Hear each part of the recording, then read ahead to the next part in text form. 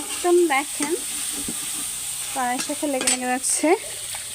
তো আমি এবার কচু গাছটা ধুয়ে রেখেছিলাম, সেটাকে দিয়ে দিচ্ছি।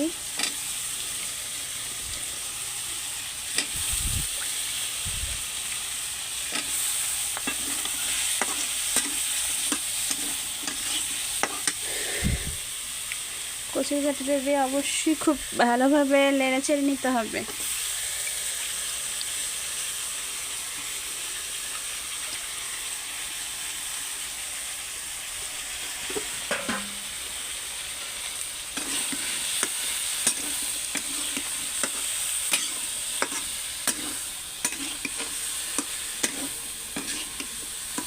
এটা দিয়ে একটু ভালো করে নেড়েচেড়ে দিচ্ছি।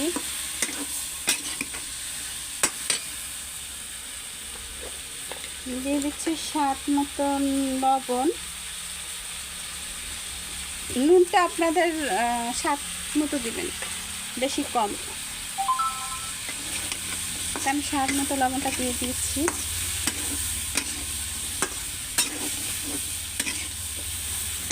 নুনটা এবং ঝালটা, নুন এবং ঝাল এবং আপনাদের পছন্দ অনুযায়ী দেবেন, ঠিক আছে। আমি দিয়ে দিচ্ছি এবার সামান্য পরিমাণ পানি। এখানে মনে হয় 2 কাপের মতো হবে পানিটা।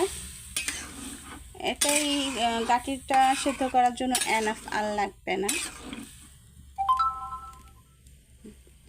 আমি কিছুক্ষণ পরে আবার দেখবো যে এটা লবণটা ঠিক আছে কিনা। যদি ঠিক না থাকে তাহলে আমি আবার একটু লবণ অ্যাড করে নেব, বাট আমার মনে হচ্ছে লাগবে না।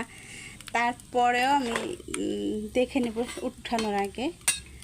তো বলকও চলে আসছে, যেহেতু লাকড়িতে রান্না হচ্ছে। কাঠের চুলায় রান্না করার আসলে অন্যরকম একটা, কি বলে, অন্যরকম একটাই, আর খাবারটার স্বাদটা অন্যরকম হয়। তো প্রায়